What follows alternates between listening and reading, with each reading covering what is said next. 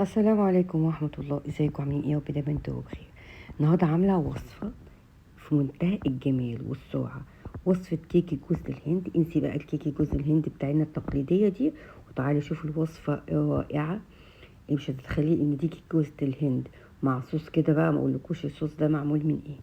هنبدأ بالوصفة الأول. الكيك ده دقيق وعندي بيض، زيت، جوز هند، سكر وحليب وفانيليا وبيكنج باودر. هنعمل طبعا ايه؟ لو انت ما عندكيش لبن جوز الهند، هنعمل الحليب ده نحطه، والحليب ده يبقى دافي شويه، هنحط معاه جوز الهند، هنضربهم كويس قوي. هنستخدم بدل الهاند بلندر الخلاط عادي جدا، هيبقى ممتاز. شايفين القوام بتاعه لما ضربنا ده احنا بنصفيه، يبقى اللي طلع ده حليب جوز الهند. فانا طبعا مش هشيل جوز الهند لان انا اصلا عايزاه جوه الكيك. هنحط بقى بقيه المكونات السائله اللي هي السكر والبيض والزيت والفانيليا، وهنضربهم كويس قوي. طبعا ما عندكش هاند بلندر، هتضربي في الخلاط عادي جدا جدا جدا. هنضربهم كويس قوي في الخلاط او بالهاند بلندر او بالمضرب اليدوي لغايه ما ندمج كل المكونات مع بعض. بعد كده بقى هنحط رشه الملح على الدقيق، وهنحط البيكنج باودر، ونبدا ندخلهم مع بعض. انا بحطش الدقيق مره واحده، هحطه تدريجي على مرتين تلاته على حسب الكميه، و لغايه ما يديني القوام اللي انا عايزاه. ممكن احتاج شويه دقيق صغيرين، ممكن ما احتاجش الدقيق كله، او ممكن يبقى عندي مقدار الدقيق مظبوط. عشان كده دايما اقول لك ما تحطيش الدقيق كله مره واحده.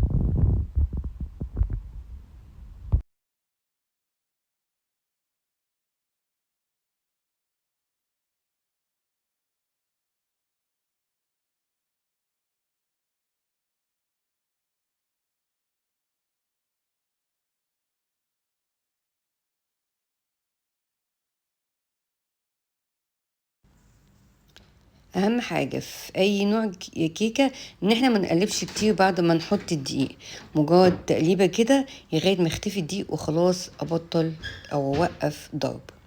هجيب القالب بتاعي، اي نوع قالب عندك، انا استخدمت الطويل دوت.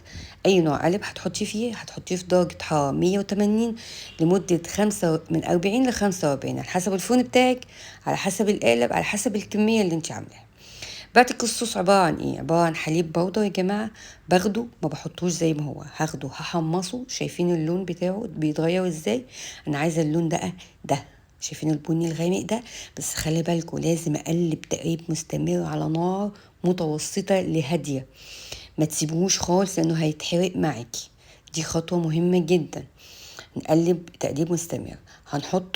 هنحط كمان معاه السكر، يفضل سكر بودر عشان انا مش هحطه على النار، ومع الزبده بدرجه حراره الغرفه، والميه السخنه. في ناس تستخدم حليب، انت لو هتستخدمي الكميه كلها مره واحده ممكن تستخدمي حليب. مش هتستخدمي الكميه وهيقعد معاكي مثلا شويه في التلاجة، يبقى ما ينفعش تستخدمي لبن عشان ممكن يبوظ معاكي. فهستخدم ميه سخنه. شايفين بقى؟ شايفين اللون الذهبي الجميل ده او اللمعه الحلوه دي؟ ده من برضو الزبده اللي احنا حطيناها. هنقلبه، ويفضل بقى لو انت عايزه كده. شايفين القوام بتاعه ده وهو سخن يا جماعه؟ لما بيبرد بيتقل عن كده. فانت لو عايزه تستخدميه لاي تستخدميه ده، يعني ده طعمه كده بالظبط طعم الطوفي يا جماعه. طعمه في منتهى الجمال، كانك عامله طوفي وكراميل بالظبط. فاللي هيدوقه مش هيحس ان ده لبن مكثف خالص. انا طلعت الكيكه، يفضل الكيكه كده وهي دافيه تحطوا لها الصوص، وكمان الصوص يبقى دافي. وبس كده يا جماعه.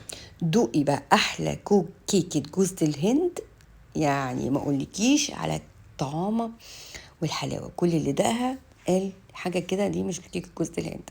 يعني كيكه جوز الهند معروفه ان احنا بنحط لها شربات، وحطيت رشيت بقى شويه جوز هند من فوق كده برضو، ونقطعي بقى وكليها. حاجه في منتهى الجمال وخفيفه جدا، مش تقيله خالص طبعا. والصوص الصوص اللي انا عملته دوت نقدر بقى نحطه جنبها كده اللي عايز يزود. بس بقول لكم ايه، يعني حاجه من الاخر، لازم تجربوا الوصفه دي سريعه بقى، ما تقولوش بقى اي حاجه. اي حد جاي لك على غفله تقومي تعمليها على طول. بس كده يا جماعه، شجعوني بقى باللايك وسبسكرايب وفعلوا الجرس على الكل عشان يوصلك اي جديد انا منزله. واقول لكم بالهنا والشفا، والسلام عليكم.